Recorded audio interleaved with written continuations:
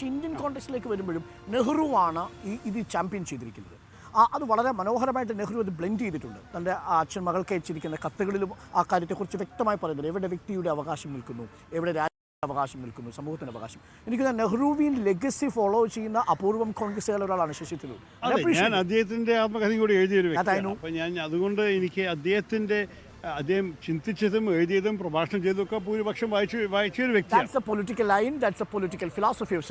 അതെ, പക്ഷേ അതന്നെ ഞാൻ പറഞ്ഞ ഈ നെഹ്റു പുസ്തകം എപ്പോഴും എഴുതിയത് 2003 ഇത് പുതിയ എഡിഷനാണ് ഇപ്പോൾ ഇറങ്ങിയിരിക്കുന്നത്. ഞാൻ എഴുതിയത് ഞാൻ രാഷ്ട്രീയത്തിലേ ഉണ്ടായിരുന്നില്ല. ഞാനൊരു എഴുത്തുകാരനായിട്ടും ഒരു ചിന്തകനായിട്ടുമാണ് അദ്ദേഹത്തിൻ്റെ ജീവിതത്തെക്കുറിച്ച് എഴുതിയത്. നേരെ മറിച്ച് നിങ്ങൾ എൻ്റെ അംബേദ്കർ പുസ്തകത്തിൽ വേണമെങ്കിൽ പറയാം ഇത് രാഷ്ട്രീയക്കാരൻ എഴുതിയതാണ്. എനിക്ക് വിരോധമില്ല, സത്യം തന്നെയാണ്. അംബേദ്കറിലൂടെ രാഷ്ട്രീയത്തെ വരച്ചിടാൻ ശ്രമിക്കുന്നു എന്നുള്ളതാണ് ഒരു കാര്യം കൂടി. സർ, നമ്മളിനി നമ്മുടെ പൊളിറ്റിക്കലായിട്ടുള്ള വിശേഷങ്ങളിലേക്ക് കൂടി വന്നാൽ ഡയറ്റിനെ കുറിച്ച് നമ്മൾ സംസാരിച്ചു, ഫിലോസഫിയെക്കുറിച്ച് സംസാരിച്ചു, റൈറ്റിനെ കുറിച്ച് സംസാരിച്ചു. തിരുവനന്തപുരത്ത് എങ്ങനെയാണ് ആദ്യ റൗണ്ട് കഴിയുമ്പോൾ വാട്ട്സ് എ ഫീൽ? ആദ്യത്തെ റൗണ്ട് കഴിഞ്ഞിട്ടില്ല, എത്തിയിട്ടില്ല എല്ലായിടത്തും. അല്ല, ശനിയാഴ്ചയല്ലേ പ്രഖ്യാപിച്ചുള്ളൂ. പക്ഷെ വളരെ വേഗം എല്ലായിടങ്ങളിലും പ്രചരണത്തിൻ്റെ ഒരു ഫീൽ എത്തിയിട്ടുണ്ട്. അതുണ്ട്. കാരണം മറ്റേവർ ഒരു 10 ദിവസം ഇറങ്ങിക്കഴിഞ്ഞിട്ടുണ്ടായിരുന്നു. എനിക്ക് ഡൽഹിയിൽ ചില അത്യാവശ്യമായ പാർട്ടി മീറ്റിങ്ങിൽ പെട്ടുപോയ കാരണം ഞാൻ തന്നെ ഒരാഴ്ചയെ പ്രചരണത്തിന് ഇറങ്ങിയിട്ടുള്ളൂ. അതും കൂടി പ്രചരണം പറയാൻ സാധിക്കില്ല. ഞാൻ വന്നത് ഒരു MP ആയിട്ട്, സ്ഥലത്തിൻ്റെ ഒരു പ്രതിനിധിയായിട്ട് എന്നെ ക്ഷണിച്ച പല ചടങ്ങുകൾ പങ്കെടുക്കാനാണ് ഞാൻ വന്നത്. പ്രത്യേകിച്ച് ഒരു രാഷ്ട്രീയ ചടങ്ങുകളായിട്ട് കാണരുത്. അതെല്ലാം ഞാൻ ഈ ശനിയാഴ്ച കോഡ് ഓഫ് കോണ്ടക്ട് പ്രഖ്യാപിക്കുന്ന മുമ്പ് വന്നു. പക്ഷേ ശനിയാഴ്ച അവർ കോഡ് ഓഫ് കോണ്ടക്ട് പ്രഖ്യാപിക്കാൻ തീരുമാനിച്ചപ്പോൾ ആ രാവിലെ തന്നെ എൻ്റെ വികസന പ്രവർത്തനത്തിൻ്റെ റിപ്പോർട്ട് ഒരു പ്രസ് കോൺഫറൻസ് ഇറക്കി. അതിൻ്റെ ഒരു കോപ്പി അടൂർ ഗോപാൽ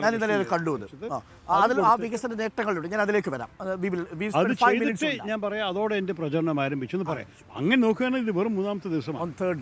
പക്ഷേ 3 ദിവസമാകുമ്പോൾ കിട്ടുന്നൊരു പൾസ് എങ്ങനെയാണ്? ഒരു 4th ടേമിനുള്ള സാധ്യത എത്രത്തോളം കിട്ടുന്നു?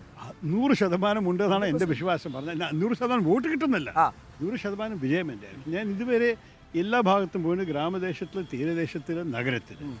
ഞാൻ ഒരിക്കലും പറയില്ല എല്ലാ രാഷ്ട്രീയക്കാർക്കും എല്ലാവരെയും സന്തോഷപ്പെടാൻ സാധിക്കും.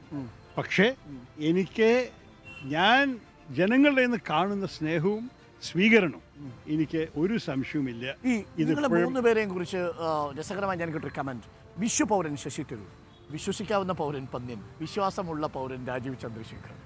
അത് നിങ്ങൾക്ക് ഒരു നല്ലൊരു ലൈനായി കാണാം. എൻ്റെ അഭിപ്രായം കുറച്ച് വേറെ ആയിരുന്നെങ്കിൽ ഞാൻ പറയില്ല. ഞാൻ ഈ 15 വർഷക്കാരും ഒരു മനുഷ്യനെ ആക്ഷേപിച്ചിട്ടല്ല രാഷ്ട്രം ചെയ്തിരിക്കുന്നത്. എല്ലാവരും കുറിച്ച് നല്ല വാക്ക് പറയാം. എല്ലാ മനുഷ്യനും ഗുണങ്ങളുണ്ട്, എല്ലാ മനുഷ്യർക്കും ദോഷമുണ്ട്. ആരും പെർഫെക്റ്റ് അല്ല. അപ്പോൾ എൻ്റെ അഭിപ്രായത്തിൽ ഞാൻ കാണുന്നത് ശ്രീ രാജീവ് ചന്ദ്രശേഖറും ശ്രീ പനിയൻ രവീന്ദ്രനും ജനങ്ങളുടെ മുമ്പിൽ ഒരു ചോയ്സ് ഓഫർ ചെയ്യട്ടെ. ജനാധിപത്യത്തിന് അർഷം ജനങ്ങൾ എല്ലാവരും കണ്ടിട്ട് തീരുമാനിക്കട്ടെ ആരാണ് അവർ പ്രതിനിധിയാവാൻ ആഗ്രഹിക്കുന്നത്.